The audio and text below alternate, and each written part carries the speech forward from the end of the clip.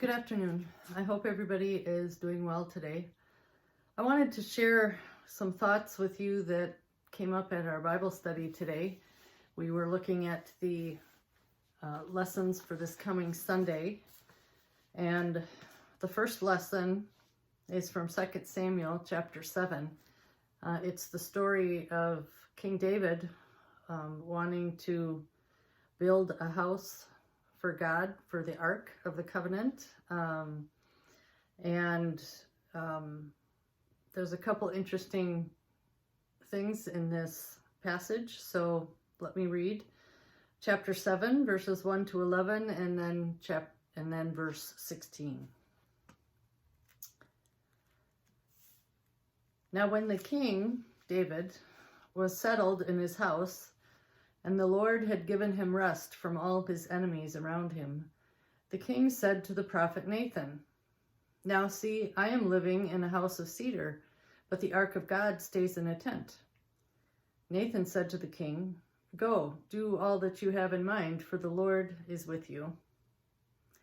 But that same night the word of the Lord came to Nathan, "Go and tell my servant David, thus says the Lord, are you the one to build me a house to live in? I have not lived in a house since the day I brought up the people of Israel from Egypt to this day, but I have been moving about in a tent and a tabernacle. Wherever I have moved about among the people of Israel, did I ever speak a word with any of the tribal leaders of Israel, whom I commanded to shepherd my people Israel, saying, why have you not built me a house of cedar? Now therefore, thus you shall say to my servant David, thus says the Lord of hosts, I took you from the pasture, from following the sheep, to be prince over my people Israel, and I have been with you wherever you went, and have cut off all your enemies from before you, and I will make for you a great name, like the name of the great ones of the earth, and I will appoint a place for my people Israel, and will plant them, so that they may live in their own place, and be disturbed no more, and evildoers shall afflict them no more, as formerly, from the time that I appointed judges over my people Israel, and I will give you rest from all your enemies. Moreover, the Lord declares to you that the Lord will make you a house." And then to verse 16, "Your house and your kingdom shall be made sure forever before me. Your throne shall be established forever." In accordance with all these words and with all this vision, Nathan spoke to David. We noted a couple interesting things in this passage. First of all, the prophet Nathan, initially he gives us blessing to what David wants to do, but then God has to come and correct him in a vision, in a dream, that David is not the one who's going to build a temple, that he hasn't had one until now, he hasn't asked for one, and it's not going to be David who will do that. It's interesting that we make plans sometimes and we get the blessing of others, but maybe God has other things in mind, and then we end up being surprised and going in a different direction.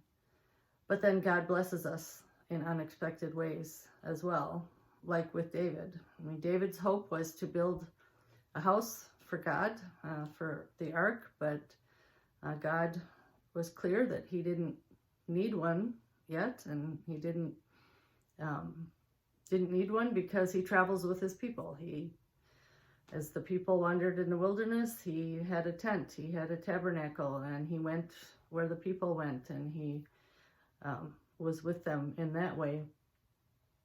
And then it's David who gets blessed with the house, with the promise of a blessing for his lineage and for his house.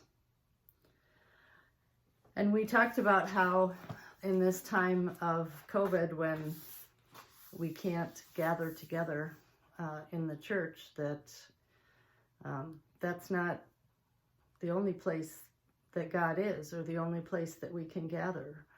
That God moves with us.